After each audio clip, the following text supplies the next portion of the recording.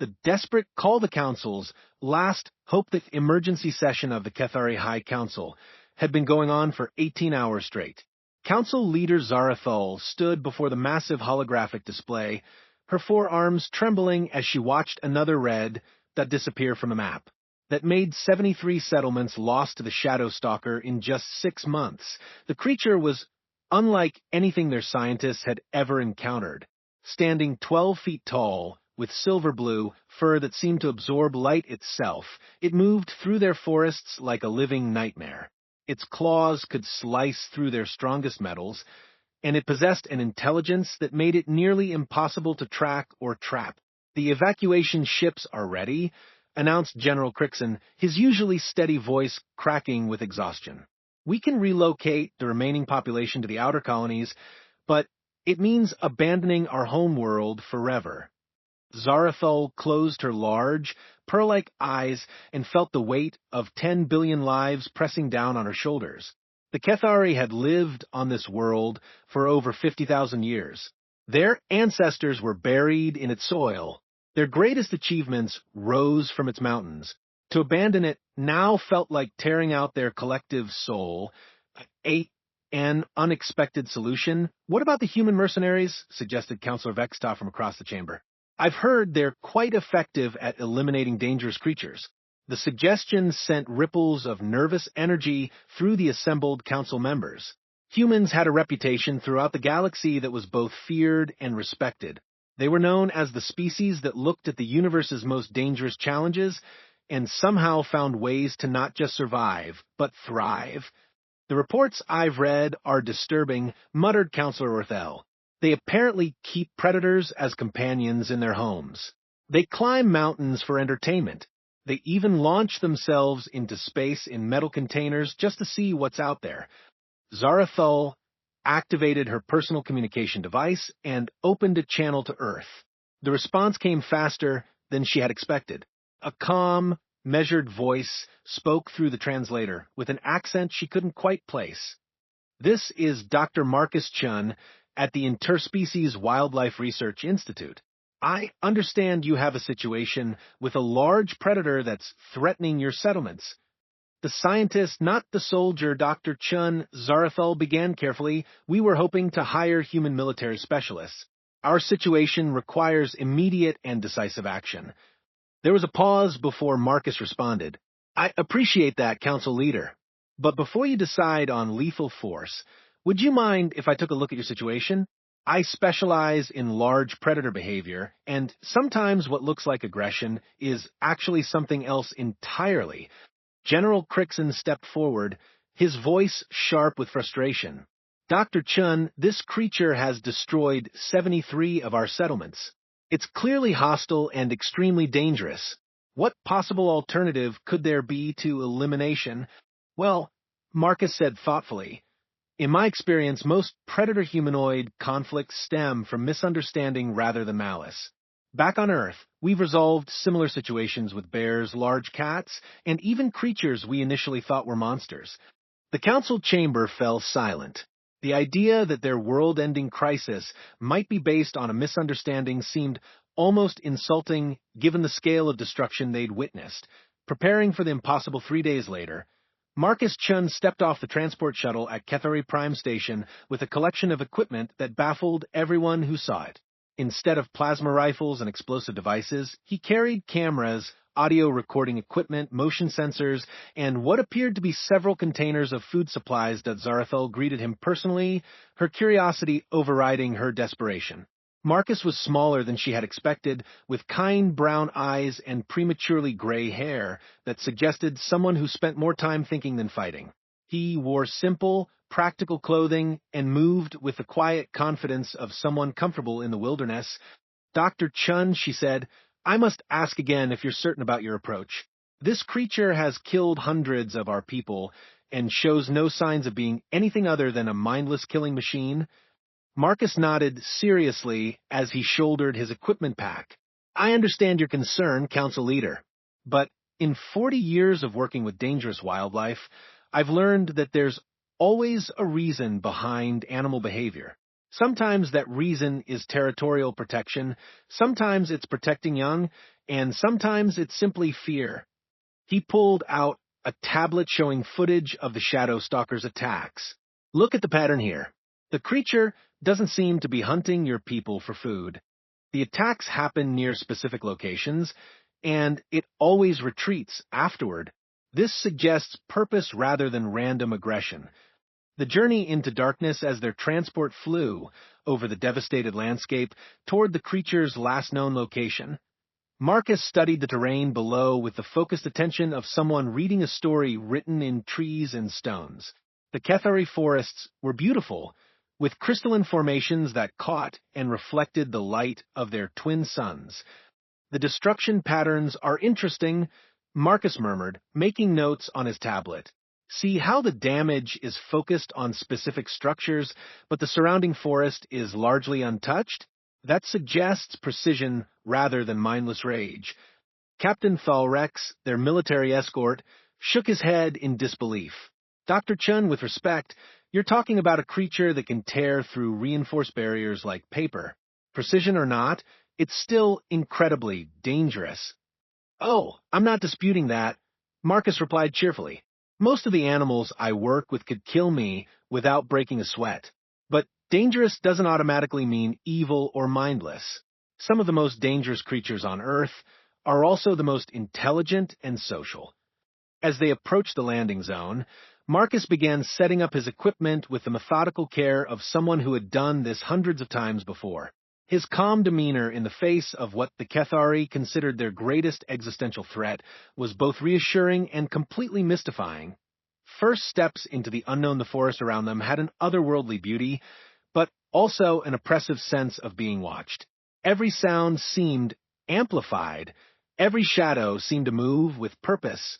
The Kethari soldiers moved in tight formation, weapons ready, while Marcus walked slightly ahead with nothing more threatening than a camera.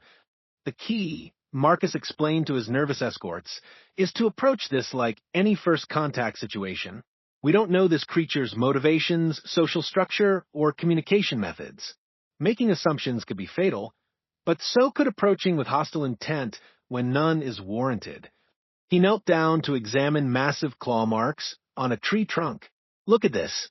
The depth and angle suggest the marks were made deliberately, not in anger or during combat. These are territorial markers, which means we're dealing with an intelligent creature that understands the concept of boundaries. The implications of his words sent ripples of uncertainty through the group. If the Shadow Stalker was intelligent and territorial rather than simply aggressive, it changed everything about how they understood their situation. As they moved deeper into the forest, Marcus continued his analysis, pointing out signs that told a story very different from the one the Kethari had been telling themselves. The creature they feared might not be their enemy at all, but rather a desperate being trying to communicate something they had never bothered to understand. The real question wasn't how to kill the Shadow Stalker, but how to discover what it was trying to tell them before it was too late for both species. First contact with Terror the Crystal Caves, discovery the deeper they ventured into the forest, the more Marcus began to piece together a different story than what the Kethari had been telling themselves. The destruction patterns weren't random at all. Every damaged settlement sat near what appeared to be natural pathways through the forest, ancient trails that had been used by wildlife for generations. Dr. Chun, Captain Thalrex, whispered, urgently, we're approaching the Crystal Caves. This is where the creature was last spotted 3 days ago. Marcus nodded, pulling out his thermal imaging scanner. The caves ahead glowed with an ethereal blue light from the natural crystal formations within. But what caught his attention wasn't the beauty of the formations, it was the thermal signatures showing movement deep within the cave system. There, he said, quietly pointing at a scanner. Multiple heat signatures, but they're small, much smaller than what you've described for the Shadow Stalker. The Kethari soldiers exchanged worried glances. Perhaps it's feeding, suggested Lieutenant Vexare, her voice barely audible. Marcus shook his head, studying the patterns more carefully. No, these signatures are too regular, too stationary. They're not prey being consumed. They're... He paused, a sudden understanding dawning on his face. They're young. These are offspring. The mother's fury before anyone could respond to Marcus's observation, a sound echoed from the caves that made every Kethari soldier immediately raise their weapons. It was a low, rumbling call that seemed to vibrate through the very stones beneath their feet. But Marcus heard something different in that sound than the others did. "Lower your weapons," he said firmly, causing the soldiers to stare at him. In shock, "Dr. Chun, that's the creature's hunting call," Captain Thalrex protested. Every survivor describes hearing that exact sound before the attacks began. "No," Marcus replied, adjusting his audio equipment to record the sound. "That's not a hunting call. That's a warning call. She's telling us to stay away from her young." As if summoned by their conversation, the shadow stalker emerged from the cave entrance. In person, she was even more magnificent and terrifying than the recordings had suggested. Nearly 12 feet tall, with silver-blue fur that seemed to shimmer with its own inner light, she moved with the fluid grace of a creature perfectly adapted to her environment. Her amber eyes, each the size of dinner plates, fixed on the group with unmistakable intelligence. This wasn't a mindless beast driven by instinct. This was a thinking, feeling being who was clearly assessing the threat they might pose to whatever she was protecting. Understanding through observation, Marcus slowly reached into his pack and pulled out his camera, making sure his movements were deliberate and non-threatening. The creature's ears, surprisingly large and mobile for such a massive predator, swiveled toward the sound of the camera's quiet clicks. "Look at her posture," Marcus murmured to his companions, never taking his eyes off the creature. "She's not preparing to attack. She's positioning herself between us and the cave entrance." Classic defensive behavior of a mother protecting her young. The shadow stalker took a single step forward, and the ground trembled under her massive paws. But instead of continuing forward, she sat down, much like an enormous dog waiting to see what the strangers would do next. "She's giving us a chance to prove we're not a threat," Marcus observed, slowly setting his equipment down and sitting cross-legged on the forest floor. In animal behavior, this is called a displacement activity. She's showing us she could attack, but choosing not to. Captain Thalrex looked like he was about to have a nervous breakdown. "Dr. Chun, you're sitting down in front of the most dangerous creature in our sector of the galaxy. I'm showing respect for a mother defending her children," Marcus corrected gently. "There's a difference." The first communication for nearly an hour, Marcus sat motionless while the shadow stalker watched him with those intelligent amber eyes. Occasionally, she would make soft vocalizations toward the cave, which Marcus recognized as reassuring sounds meant for her offspring inside. Slowly, very slowly, Marcus reached into his pack and pulled out one of his emergency rations. It was a protein bar designed for long wilderness expeditions, but more importantly, it was a gesture of sharing rather than threatening. He placed the bar on the ground between them and then moved back to his original position. The creature studied the offering for several minutes before cautiously approaching. Her claws, each one capable of slicing through metal, delicately picked up the small bar and examined it. The moment she tasted it, her entire demeanor changed. The rigid alertness softened into something that looked almost like gratitude. She made a sound that was part purr, part rumble, and entirely unlike the fearsome roars the Kethari had described.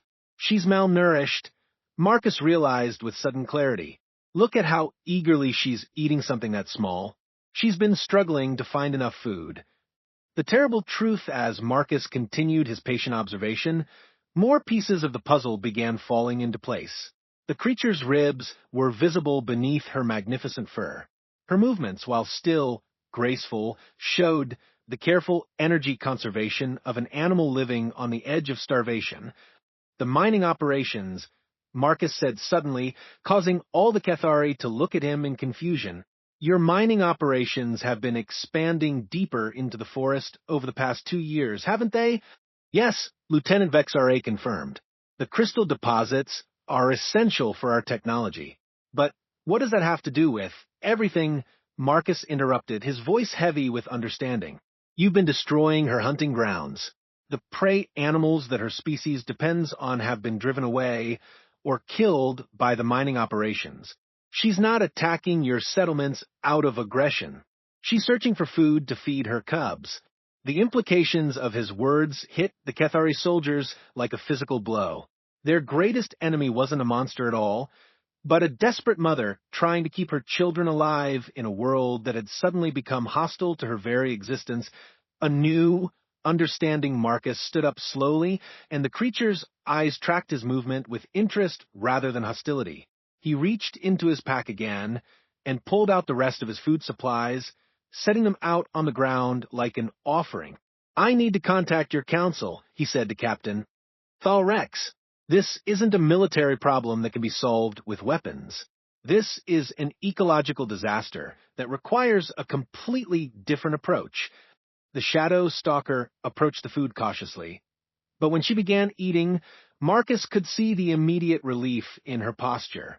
For the first time in who knew how long, she was getting a substantial meal. From inside the cave came small sounds that made Marcus's heart ache with understanding. Cubs, probably very young ones, calling for their mother. The creature looked back toward the cave, then at Marcus, and made a decision that would change everything. She called softly toward the cave entrance, and after several minutes, 3 small heads peeked out from the darkness. They were only about the size of large dogs, covered in the same beautiful silver blue fur as their mother, with oversized ears and eyes that held all the curiosity of youth. "My God," whispered Captain Thalrex, "they're beautiful." The mother looked at Marcus with what could only be described as hope in her amber eyes. She had made a choice to trust him, to show him her most precious treasures in the hope that he might be the answer to their desperate situation. Marcus felt the weight of that trust settle on his shoulders. These weren't monsters to be destroyed. They were a family in crisis, and somehow he had to find a way to save them, while also protecting the Kethari settlements that had been caught in the middle of this tragedy. The real work was just beginning, but for the first time since arriving on this world, Marcus felt like he understood what he was truly dealing with. The question now was whether he could convince the Kethari to see what he saw. Not a monster, but a mother who would do anything to protect her children. The truth revealed in Emergency Council session. The emergency holographic conference with the Kethari High Council began at dawn, with Marcus sitting in the forest while the creature he had begun calling Luna rested nearby with her cubs. The sight of a human calmly discussing policy while a massive predator dozed within arm's reach sent waves of disbelief through the council chambers. "Dr. Chun," Council Leader Zarathul began, her voice strained with exhaustion and confusion, "your initial report suggests that our understanding of this situation has been fundamentally incorrect." Marcus nodded, gently stroking one of Luna's cubs that had wandered over to investigate his equipment. The small creature purred like a massive house cat, its silver blue fur shimmering in the morning light. "Council Leader, what you're dealing with isn't a rogue predator or an invasive species. Luna here represents what might be the last family of an indigenous species that has lived on this world far longer than the Kethari civilization has existed." The silence that followed was profound. General Crixon was the first to find his voice. "Dr. Chun, are you saying that we are the invasive species?" The historical evidence Marcus had spent most of the night reviewing geological surveys and archaeological data that the Kethari had collected over centuries of expansion. What he found painted a picture that no one had bothered to piece together before. "Your ancestors arrived on this world approximately 50,000 years ago," Marcus explained, pulling up holographic displays of his research. "But Luna's species, which I'm calling Lumina Guardians based on their behavior and characteristics, have fossil evidence dating back over 2 million years. He gestured to Luna, who was now allowing her cubs to play around the group of Kethari soldiers, much to their amazement and terror. These creatures were the apex predators of this ecosystem long before your people arrived. They maintained the balance between the crystal formations and the forest life." Counselor Vexta leaned forward in her council seat. "But Dr. Chun, if they've coexisted with us for 50,000 years, why are they only now becoming aggressive?" "Because they're not becoming aggressive," Marcus replied firmly. "They're becoming extinct. Luna here might literally be the last breeding female of her entire species." The mining catastrophe Marcus pulled up detailed maps showing the expansion of Kethari mining operations over the past 50 years. The pattern was clear and devastating. Every major mining expansion had coincided with reported sightings of shadow creatures that had previously been dismissed as folklore. Your mining operations haven't just been extracting crystals, Marcus explained, his voice heavy with the weight of his discovery. You've been systematically destroying the underground ecosystems that the Lumina Guardians depend on for survival. He showed them thermal imaging of the vast underground cave networks that connected throughout the forest. These caves aren't just Luna's den. They're an entire ecosystem. The mining operations have collapsed most of these networks, destroying not just the Guardians' homes, but their entire food web. Luna raised her massive head at the sound of her name, looking at Marcus with eyes that seemed to understand far more than any animal should. She made a soft sound, almost like a question, and Marcus responded by gently scratching behind her enormous ears. The creatures that the Guardians traditionally hunted lived in these cave systems, Marcus continued. Bioluminescent insects, crystal-eating fungi, underground root systems that connected the entire forest. Your mining destroyed all of it. A mother's desperation, Captain Thalrex, who had remained silent throughout the discussion, finally spoke up. Dr. Chun, you're saying that when Luna attacked our settlements, she was trying to find food for her cubs. Marcus finished. Look at the pattern of attacks. They all occurred near settlements that were built on top of collapsed cave systems. She was trying to dig down to reach what remained of her traditional hunting grounds. The largest of Luna's cubs, a magnificent young creature, already the size of a small hover car, approached Marcus with the fearless curiosity of youth. It sniffed his equipment, then gently bumped his shoulder with its massive head in what was clearly a request for attention. This is Star, Marcus said, naming the cub on the spot as he rubbed its head. And these are Moon and Shadow, he added, indicating the other two cubs who were currently engaged in what appeared to be an interspecies wrestling match with several very nervous Cathari soldiers. Dr. Chun Zarathul said slowly, what you're describing suggests that our expansion has committed what humans would call genocide against an intelligent species. Marcus met her gaze directly through the holographic display. That's exactly what I'm suggesting. But the good news is that it's not too late to fix this. The intelligence factor over the past several hours, Marcus had been conducting informal intelligence tests with Luna and her cubs. The results were staggering.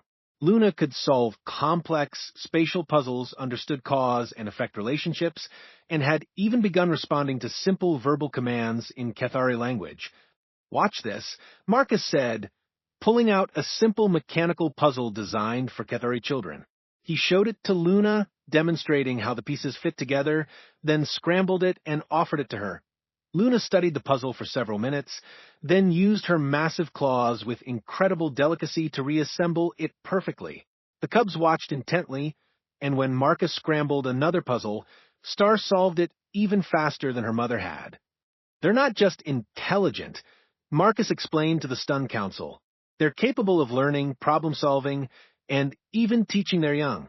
Luna has been trying to communicate with your people for months, but no one understood what she was saying. The communication breakthrough Marcus had been recording Luna's vocalization since their first meeting, and patterns were beginning to emerge. She had distinct calls for different situations. Warning calls, greeting calls, calls to her cubs, and what appeared to be attempts to communicate with the Cathari. She's been trying to tell you that she's not your enemy, Marcus said, playing back recordings of Luna's calls during the settlement encounters. Listen to the frequency patterns. These aren't aggressive hunting calls. They're distress calls. Luna seemed to recognize the playback of her own voice and made a series of soft sounds that Marcus was beginning to interpret as agreement or acknowledgement. The attacks on your settlements weren't attacks at all, Marcus continued. They were attempts at communication. She was trying to show you where the cave systems used to be, hoping you might understand and help her access food sources for her cubs. A plan for redemption as the weight of the truth settled over the council, Marcus began outlining a comprehensive plan for not just resolving the immediate crisis, but beginning to repair the damage that had been done. First, we need to establish protected zones around the remaining cave systems, he said, pulling up detailed ecological maps. Second, we need to begin restoration efforts to rebuild the underground ecosystems that have been destroyed. Luna's cubs had grown increasingly comfortable with their new friends, and Shadow was now sleeping curled up against Captain Thalrex, who looked like he was having the most confusing day of his military career. Third, Marcus continued, we need to search for other survivors of Luna's species. If she's truly the last breeding female, then we're facing an extinction event. But if there are others hidden in remote cave systems, we might be able to establish a sustainable population. Counselor Orthel raised one of his four hands. Dr. Chun, assuming we agree to this plan, what assurances do we have that these creatures won't pose a threat?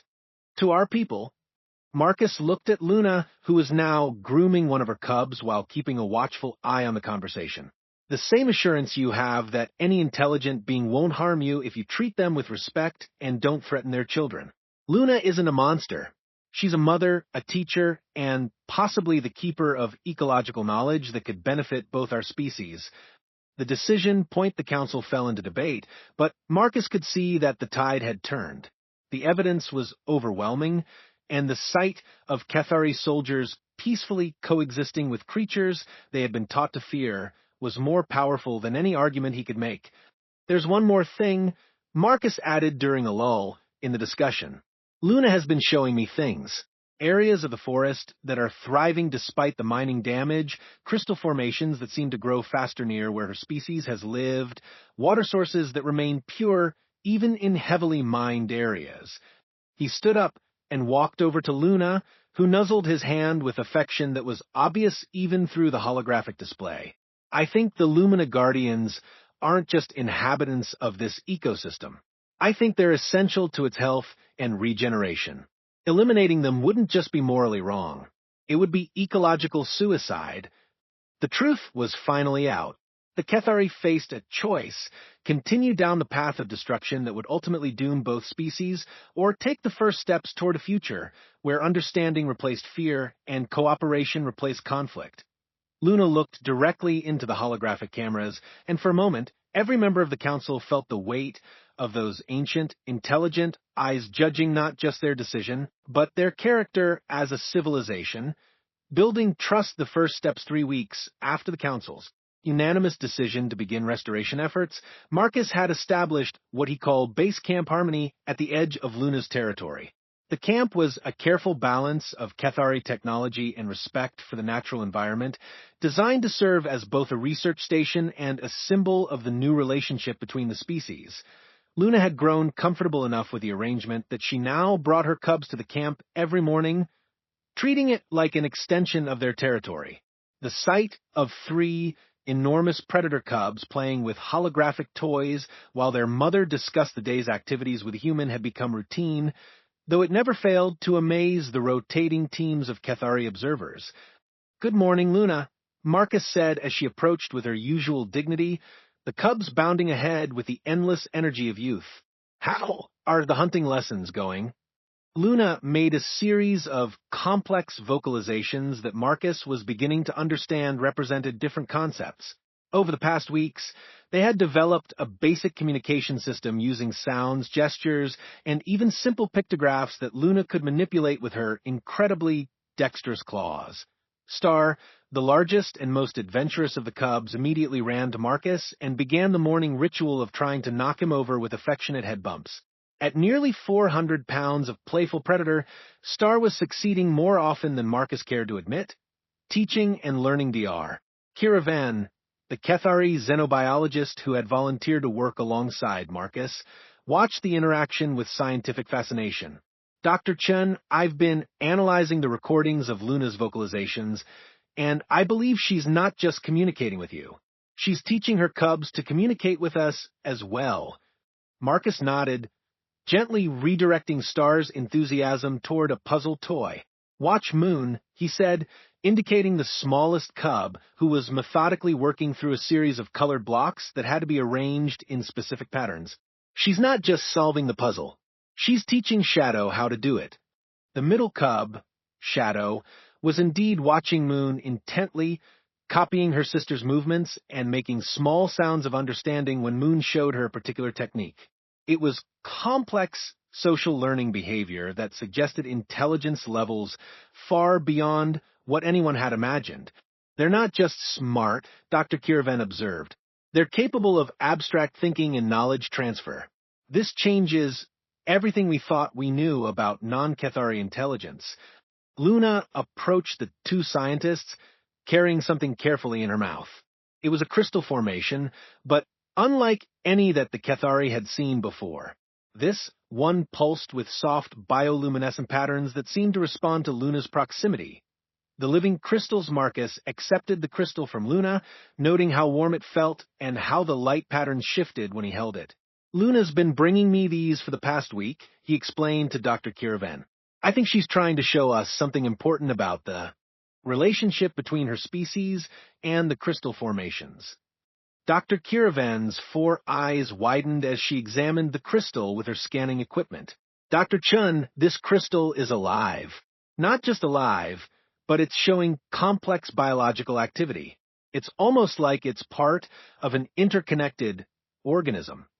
Luna made an approving sound and gestured toward the forest with one massive paw. She had been trying to lead them somewhere for days, but Marcus had been cautious about venturing too far from the established safe zones. I think she wants to show us the heart of the crystal network, Marcus said, the place where these living crystals originate. After considerable discussion and preparation, a small expedition set out with Luna as their guide. Captain Thalrex and a minimal security team accompanied Marcus and Dr. Kiraven, while the Cubs remained at base camp under the watchful eye of Lieutenant Vexare, who had somehow become their unofficial babysitter. The sacred grove Luna led them deeper into the forest than any Cathari had ventured in decades. Here, the trees were enormous, their trunks easily 50 meters in diameter, and their canopies so thick that the forest floor existed in a perpetual twilight, broken only by the soft glow of bioluminescent plants and fungi. But it was the crystals that took everyone's breath away. They grew not just from the ground, but from the trees themselves, creating a latticed network of living light that pulsed in slow, rhythmic patterns. The crystals weren't just decorative, they were clearly functional, channeling energy and information throughout the entire forest ecosystem. This is impossible, Dr. Kiraven whispered, her scientific equipment registering energy readings that defied explanation. The crystals are communicating with each other. They're forming some kind of biological internet that connects the entire forest. Luna moved through the grove with reverent care, touching specific crystals in sequence. Each crystal she touched brightened and sent pulses of light racing through the network. She was clearly communicating with the forest itself, sharing information, or perhaps requesting permission for something. She's introducing us, Marcus realized with sudden clarity. She's asking the forest to accept us as friends rather than threats. The forest's response as Luna continued her crystal communication. The forest began to respond in ways that left the Cathari expedition speechless. Bioluminescent flowers opened to reveal intricate patterns. Small creatures emerged from hiding to observe them curiously rather than fearfully, and the very air seemed to shimmer with an energy that felt welcoming rather than alien. The mining operations, Dr. Kiraven said suddenly, her voice filled with horror as understanding dawned. We weren't just destroying caves and displacing wildlife. We were destroying a living communication network that's probably been evolving for millions of years. Luna made a sound that was unmistakably sad, touching a section of the crystal network that was dark and lifeless. Marcus could see the broken connections where mining explosions had severed the living links between different parts of the forest. She's showing us the damage, Marcus said quietly, but also showing us that it can be healed. Luna guided them to an area where new crystal growth was slowly bridging a gap left by mining damage. The growth was painfully slow, but it was happening. The forest was trying to heal itself, but it needed help. A new understanding of intelligence over the following hours, Luna demonstrated abilities that redefined the expedition's understanding of intelligence and consciousness. She could access information stored in the crystal network, essentially reading the forest's memory of events that had happened decades or even centuries ago. When Dr. Kiraven asked about the history of Kethari settlement in the area, Luna touched a sequence of crystals, and suddenly the air filled with holographic-like projections showing the arrival of the first Kethari colonists 50,000 years ago. She's accessing historical records stored in biological memory, Dr. Kiraven breathed, her scientific worldview crumbling and rebuilding in real time. The entire forest is a living library of everything that's ever happened here. But more impressive than Luna's access to information was her obvious desire to share it. She wasn't just showing them the past, she was teaching them how to read the crystal network themselves, patiently repeating sequences until Dr. Kiravan began to understand the basic patterns. She wants us to learn, Marcus observed. She's not trying to keep this knowledge secret. She wants to share it so we can help repair the damage. The healing begins by the end of their visit to the sacred grove. Luna had taught them the basic principles of crystal network communication and shown them several areas where careful intervention could accelerate the forest's natural healing processes. When they returned to base camp, they found the cubs engaged in what appeared to be a teaching session with Lieutenant Vexare. Star was carefully showing the Kethari officer how to arrange colored stones in patterns that mimicked the crystal network configurations they had seen in the forest. They've been doing this all day, Lieutenant Vexare reported, her voice filled with wonder. It's like they're trying to teach us their language. Shadow approached Marcus with a drawing she had made in the dirt using her claws. It was a surprisingly accurate representation of the crystal network, complete with notations that seemed to indicate damaged areas and potential repair sites. They're not just intelligent, Marcus said, feeling the full weight of what they had discovered. They're educators. Their entire species might be dedicated to maintaining and sharing knowledge of this world's ecosystems. Building bridges that evening, as Luna settled down with her cubs around the camp's central fire, Marcus began to see the future that was possible. The Kethari had the technology and resources to help repair the crystal network, while Luna's species had the knowledge and biological interface necessary to guide that repair. Dr. Chun, Dr. Kiravan said as she reviewed the day's data, what we've discovered here could revolutionize our understanding of planetary ecology. If we can learn to work with the crystal network instead of against it, our mining operations could actually enhance the forest's health rather than destroying it. Luna made a contented sound and gently nudged Moon, who had fallen asleep against Marcus's leg. The trust implicit in that gesture, an apex predator allowing an alien to comfort her cub, spoke more clearly than any words about the possibility of genuine friendship between their species. The real work of healing was just beginning. But for the first time since arriving on this world, Marcus felt truly hopeful about the future. They weren't just saving Luna and her cubs from extinction. They were pioneering a new model of interspecies cooperation that could transform how civilizations approached expansion and development. The key had been something uniquely human: the willingness to listen, to learn, and to see intelligence and worth in forms that were radically different from their own. The healing process, the Great Restoration 6 months after the first peaceful contact, the landscape around Base Camp Harmony had transformed beyond recognition. Where once there had been scarred earth and broken crystal formations, new growth spread in carefully planned patterns guided by Luna's ancient knowledge and powered by Kethari technology. Marcus stood on the observation platform that had been built into the canopy of one of the great trees, watching as teams of Kethari engineers worked alongside Luna to install biocompatible crystal amplifiers. The sight of a 12-foot predator delicately adjusting technological equipment with claws that could slice through metal had stopped being surprising and started being simply beautiful. The network response is exceeding all projections, reported Chief Engineer Thoxal, her voice filled with excitement as she monitored the restoration progress. The crystal growth rate has increased by 400% since we began using Luna's interface protocols. Below them, Star, Moon, and Shadow moved through the restoration site like living quality control inspectors. Each cub had developed their own specialty. Star focused on the structural integrity of crystal connections, Moon monitored the health of plant integration systems, and Shadow had become an expert at detecting underground network disruptions. Unexpected discoveries, Dr. Kiravan emerged from the main research dome with an expression of amazement that had become her default setting over the past months. Marcus, you need to see what we've discovered in the deep scans of the restored sections. She led him to a holographic display showing the underground network structure. Look at this. The areas where we've completed restoration aren't just returning to their original state.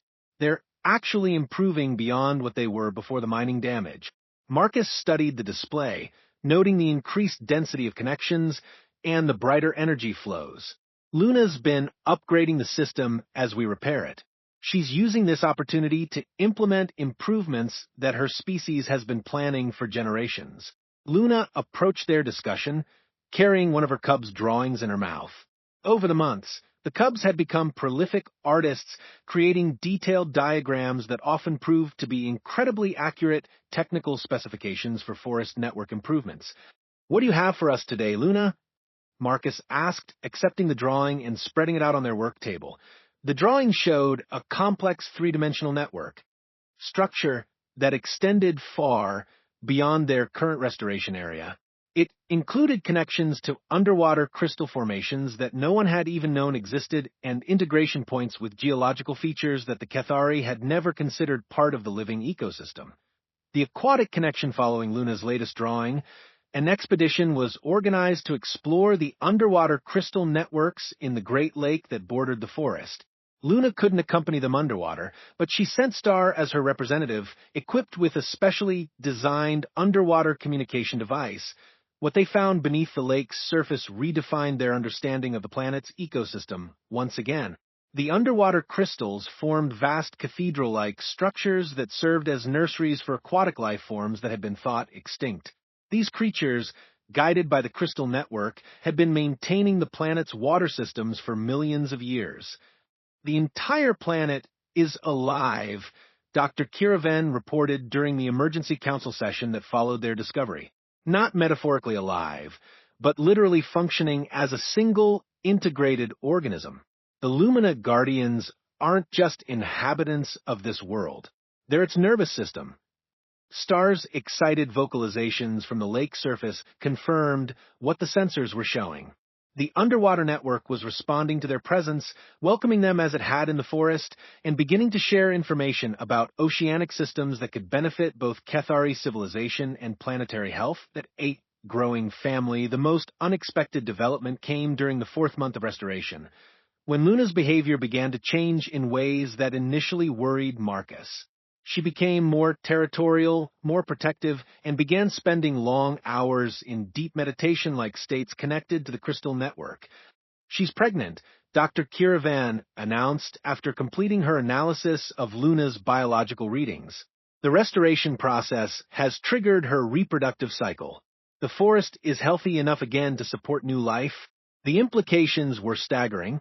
If Luna was responding to environmental cues that indicated the ecosystem could support population growth, it meant their restoration efforts were succeeding beyond their wildest hopes. But it also raised crucial questions about whether Luna was truly the last of her species, or if others might emerge from deep hibernation as the network continued to heal. The awakening the answer came 2 weeks later, when the restored crystal network began receiving signals from deep underground caverns that the mining surveys had never detected. Luna's excitement was palpable as she guided Marcus and the research team to a section of forest where the crystal formations pulsed with patterns none of them had seen before. "There are others," Marcus breathed, watching as Luna communicated with the network in increasingly complex patterns. Luna's been calling to them through the restored connections. Over the following days, 5 more Lumina Guardians emerged from hidden depths, each one a magnificent example of their species. They were cautious at first, clearly having suffered through years of hiding from what they perceived as threats, but Luna's reassurances and the evidence of the restored network gradually won their trust. Marcus found himself serving as ambassador to an entire population that was slowly awakening from what amounted to a species-wide hibernation. Each new guardian brought with them specialized knowledge. One was an expert in weather pattern management, another understood geological stability, and a third seemed to be the keeper of genetic information for countless plant and animal species. The children's breakthrough while the adults worked on large-scale restoration projects, the cubs had been developing their own relationships with young Kethari who visited the research site. What started as curiosity had evolved into genuine friendships that were reshaping both species' understanding of each other. Shadow had become particularly close to Piptel, a young Kethari whose parents worked on the engineering team.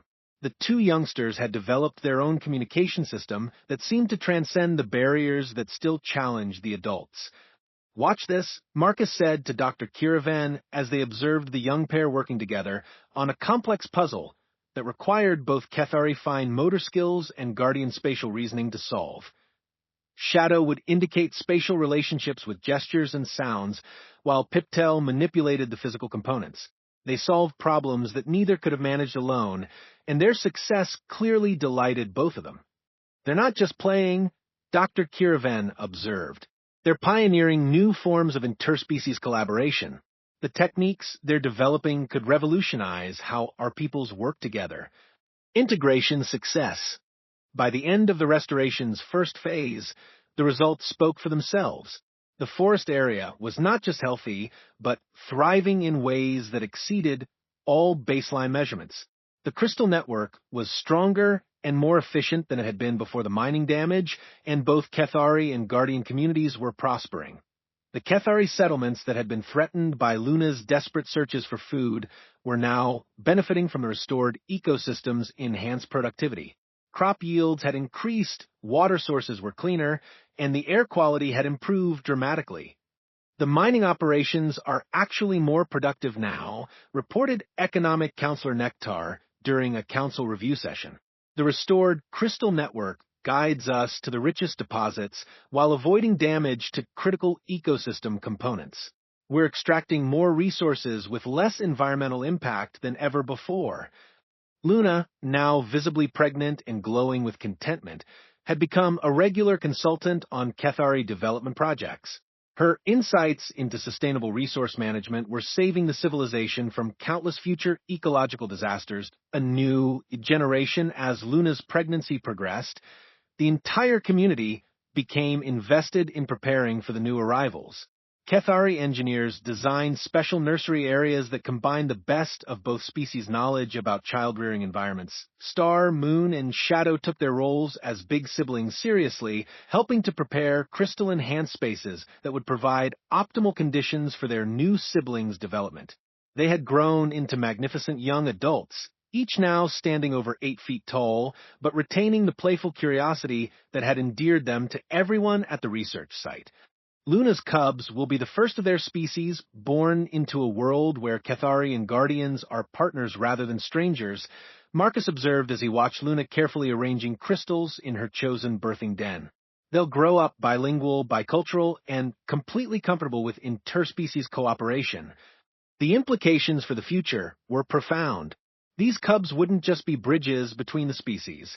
They would be the foundation of an entirely new kind of civilization based on ecological harmony and mutual respect. The ripple effect news of the successful restoration had spread throughout the galaxy, attracting attention from other civilizations facing similar ecological challenges. Requests for consultation were arriving daily, and Marcus found himself being asked to establish training programs for interspecies ecological diplomacy.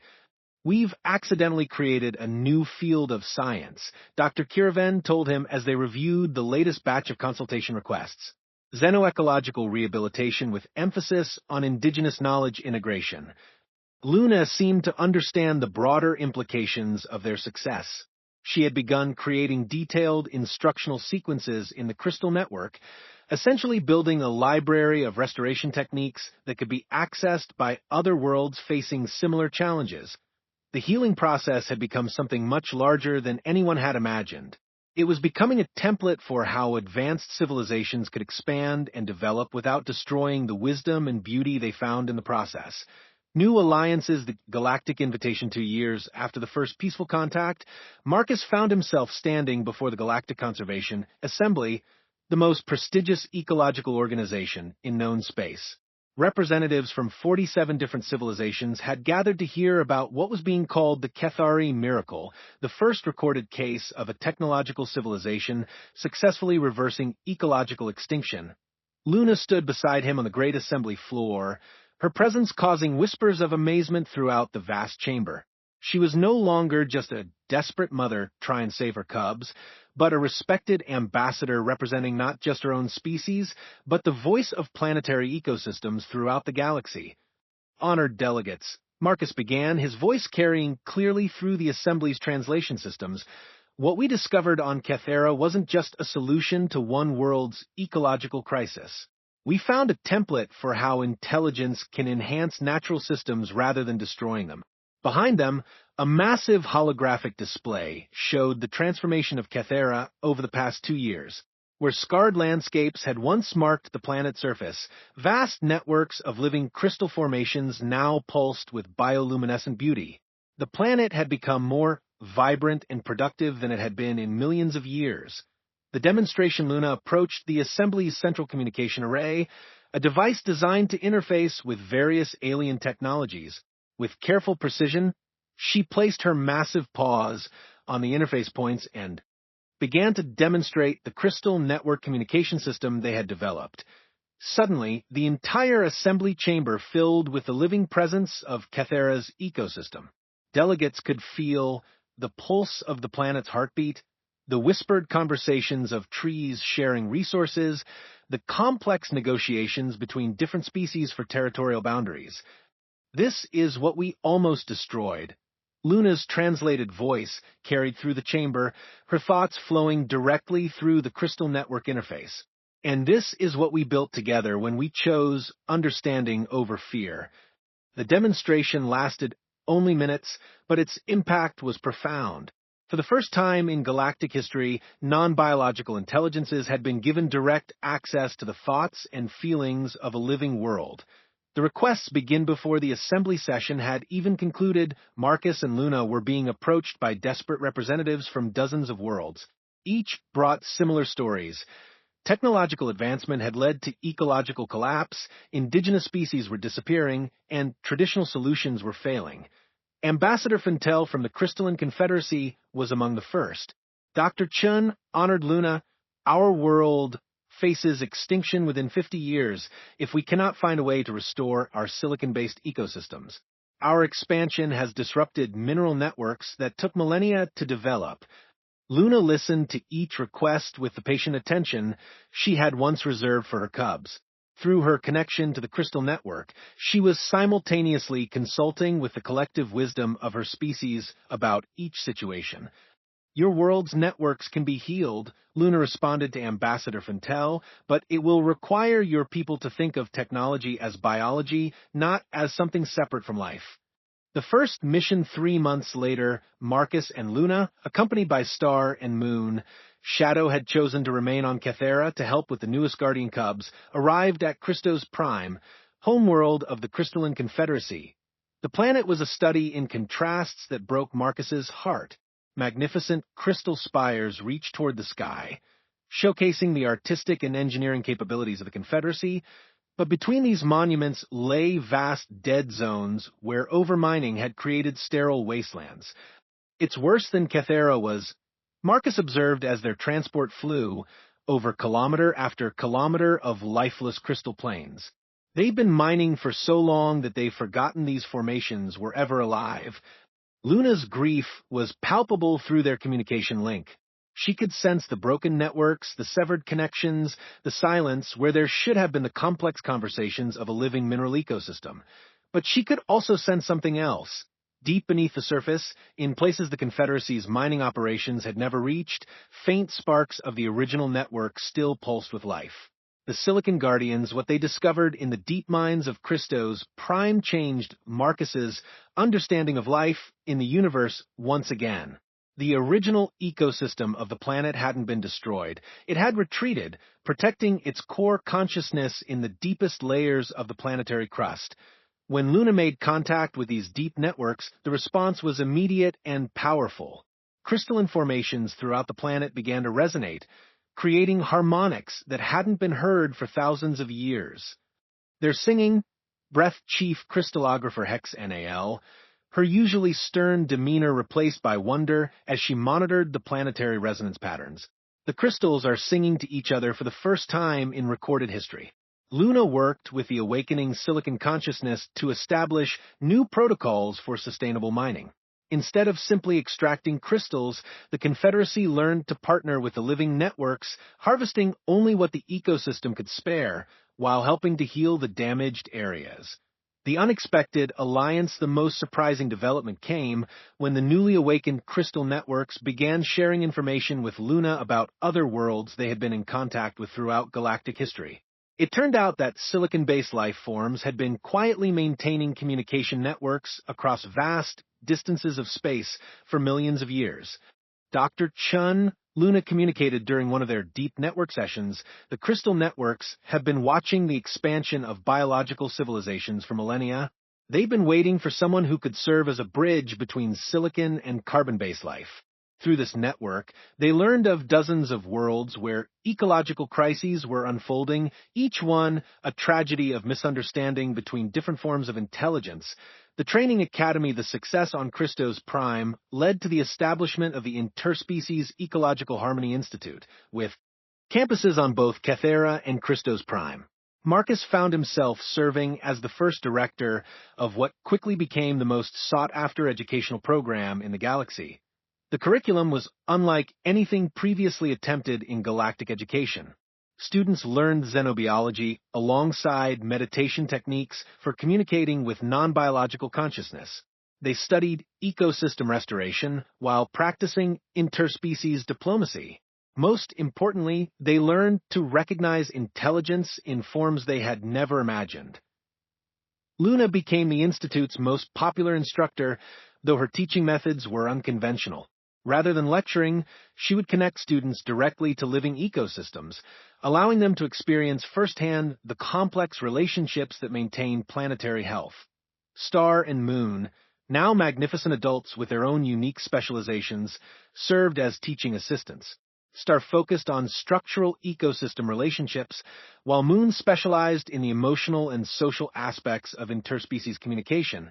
The growing network, as more worlds joined the Ecological Restoration Network, patterns began to emerge that suggested something far more significant than individual planetary healing. The various ecosystem networks, crystal-based, biological, energy-based, and others, were beginning to communicate with each other across interstellar distances. We're not just healing individual worlds, Dr. Kiraven reported during one of their regular progress reviews, her voice filled with awe. We're facilitating the emergence of a galactic-scale consciousness that includes both technological and natural intelligence. Marcus often stood in the crystal groves of Kethera, now vibrant with new growth and inhabited by guardian families that numbered in the hundreds, and contemplated the magnitude of what they had set in motion. What had begun as a desperate attempt to save one family of endangered creatures had become a transformation of how intelligence understood itself in the universe. The personal cost and reward the work took Marcus to dozens of worlds, each with its own unique ecological challenges and forms of indigenous intelligence. He learned to communicate with hive mind fungal networks, energy-based beings who lived in the aurora of gas giants, and mechanical ecosystems that had achieved consciousness through millions of years of self-modification. But it was during quiet moments back on Kethera, watching Luna's newest cubs play with Kethari children while their parents collaborated on restoration projects, that Marcus felt the true measure of their success.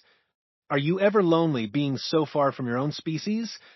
Luna asked him one evening as they sat together in the sacred grove, her ability to sense his emotional states having grown remarkably sophisticated. Marcus considered the question as he watched Shadow, now a proud mother herself, teaching her cubs the intricate patterns of crystal communication. "I don't think of humans as my only species anymore," he replied. "I think of intelligence as my species in all its magnificent forms." The ripple effect continues. The influence of the ecological restoration movement had begun to reshape galactic civilization in ways that went far beyond environmental protection.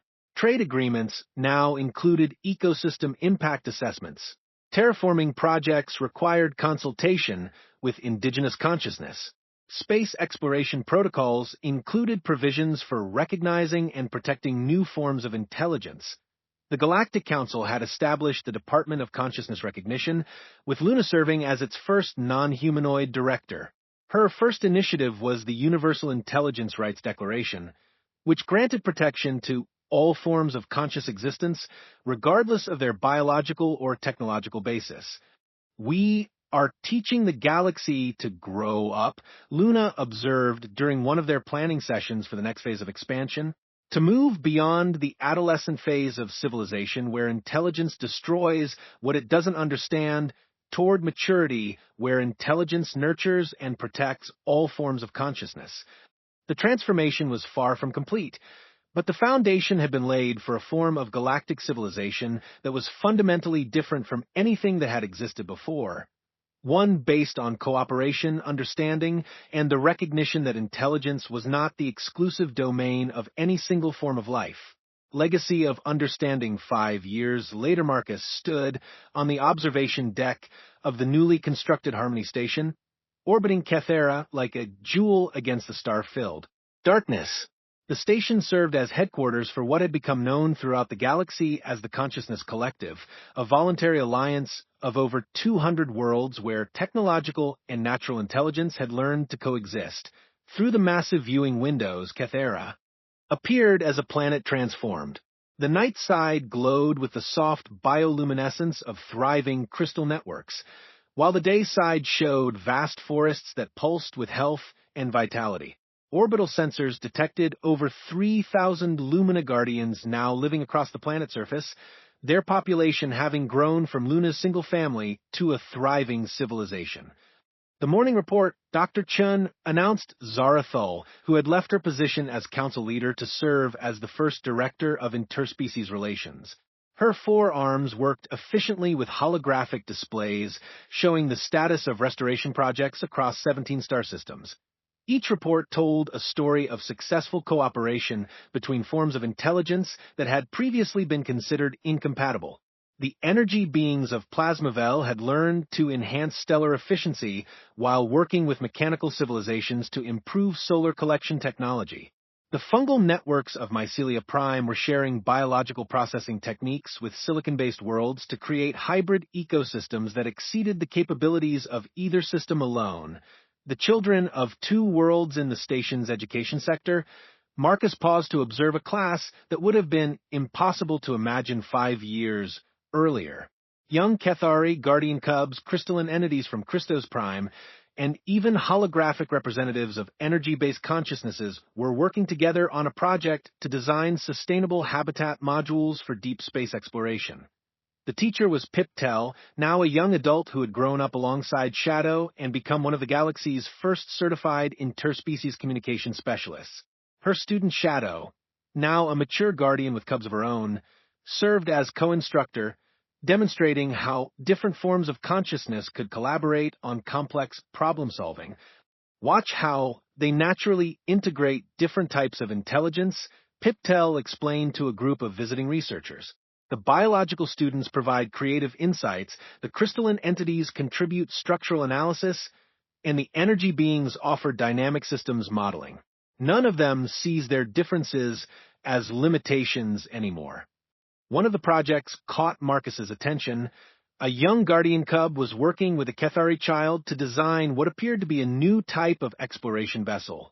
Instead of the traditional approach of building ships to protect crews from hostile environments, they were designing vessels that could actually communicate with and adapt to new ecosystems they encountered. Luna's wisdom Marcus found Luna in her favorite spot in the station's biodome, a carefully recreated section of Kethera's sacred grove, where she often came to contemplate and commune with the greater network of consciousness that now spanned multiple star systems. She was no longer the desperate mother he had first encountered 5 years ago.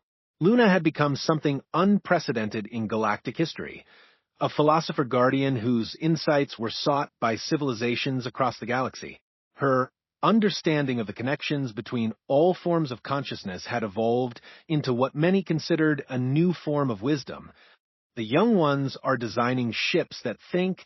Luna communicated through their shared crystal interface, her thoughts carrying tones of amusement and pride.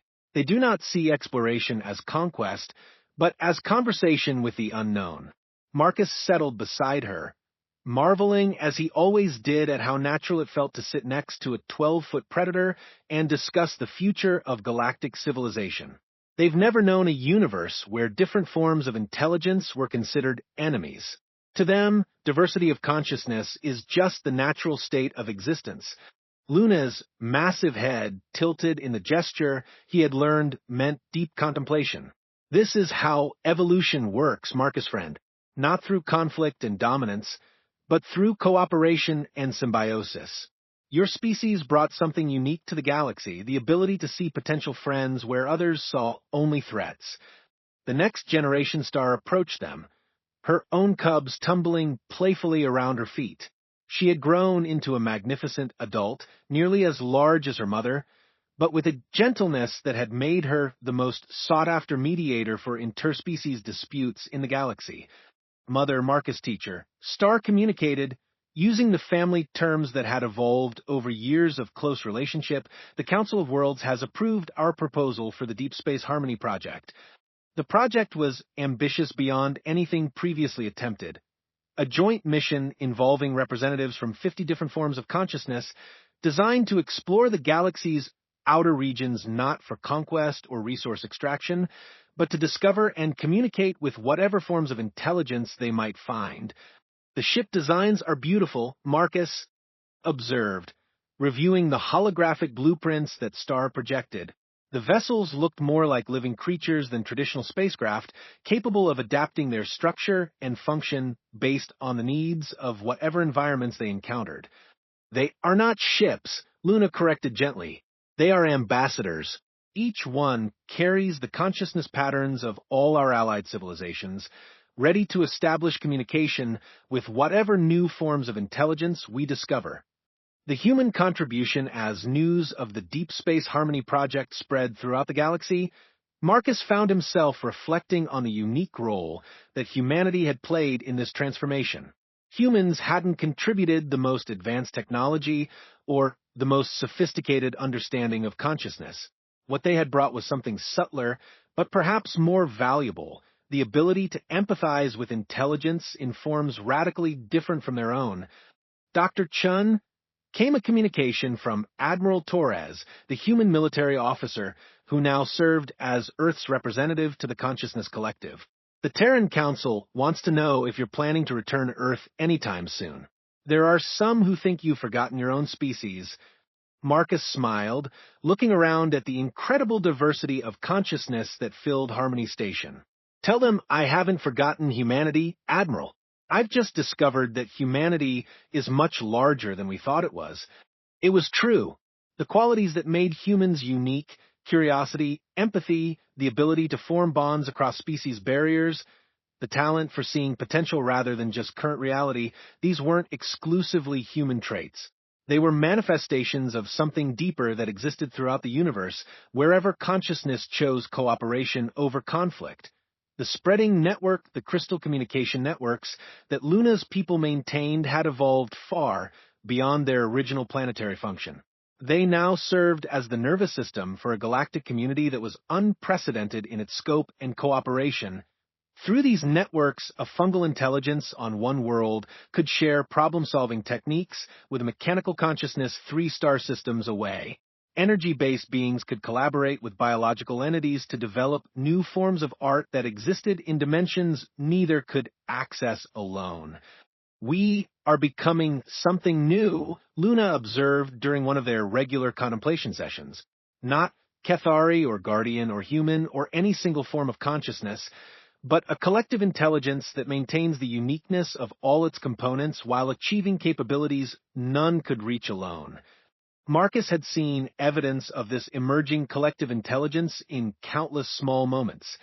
The way problems were solved through consultation across multiple forms of consciousness, the art and music that was emerging from interspecies collaboration, the scientific discoveries that came from combining radically different ways of perceiving reality. The full circle on the 5th anniversary of their first meeting, Marcus and Luna returned to the Crystal Caves where their partnership had begun. The caves had been transformed into a living memorial and learning center, where beings from across the galaxy came to study the history of interspecies cooperation.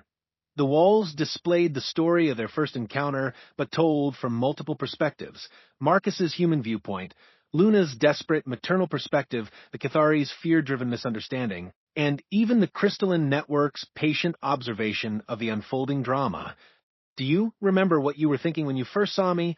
Luna asked, settling into the same position she had occupied during their first encounter. Marcus thought back to that moment of first contact, remembering the mixture of fear, curiosity, and sudden understanding that had flooded through him. "I was thinking that you looked like a mother protecting her children, and that mothers everywhere, regardless of species, deserve respect and understanding. And I was thinking that you were the first being in centuries who had looked at me and seen someone rather than something," Luna replied. That small moment of recognition changed the history of our galaxy. The continuing journey as they prepared to leave the Memorial Caves, Marcus was approached by a young guardian cub who had been born into the new age of interspecies cooperation. She communicated with the fluent ease of someone who had never known a universe where different forms of consciousness were automatically considered threats. Marcus' teacher, the cub, asked, "When the deep space ships find new forms of consciousness, will you teach them what you taught us?" Marcus knelt down to the cub's level, marveling at how natural it felt to communicate with a being whose thought patterns were fundamentally different from his own. "I'll teach them. What Luna taught me," he replied, "that consciousness is precious in all its forms, and that understanding is always stronger than fear." The cub bounded away happily, already planning the games she would play with the new friends they would certainly discover among the stars. The eternal lesson as Harmony Station continued its orbit around the transformed world of Kethera. Marcus reflected on the simple truth that had made all of this possible. The recognition that intelligence and consciousness existed in countless forms throughout the universe, and that cooperation between these forms created possibilities that none could achieve alone. The galaxy was no longer a place where different civilizations competed for resources and dominance. It had become a community where diversity of consciousness was celebrated as the greatest resource of all. Luna's cubs played with Kethari children in the station's recreation areas. Crystal entities from Christos Prime composed music with energy beings from distant gas giants. Mechanical consciousnesses collaborated with biological civilizations to explore questions that spanned the boundaries between science and philosophy. "We have done something unprecedented," Luna observed as they watched the next generation of interspecies cooperation taking shape before their eyes. "We have taught an entire galaxy that intelligence is not something to be conquered or controlled, but something to be celebrated and protected." Marcus nodded, watching as a young human child from Earth's first diplomatic mission played happily with guardian cubs, Kethari youngsters, and a crystalline entity that sparkled with delight at each new game they invented together. The future stretched ahead of them, filled with the promise of discoveries yet to be made, new forms of consciousness yet to be encountered, and countless opportunities for the kind of understanding that transformed fear into friendship. That IT had all begun with a simple choice to listen instead of attack, to understand instead of destroy, to see a desperate mother where others saw only a monster. That choice had changed everything, proving once again that the greatest strength of consciousness, whether human, guardian, Kethari, or any other form, was not its ability to dominate, but its capacity to recognize itself in others and choose cooperation over conflict. The universe was vast and full of wonders, and they had only just begun to discover what was possible when intelligence chose understanding over fear. The end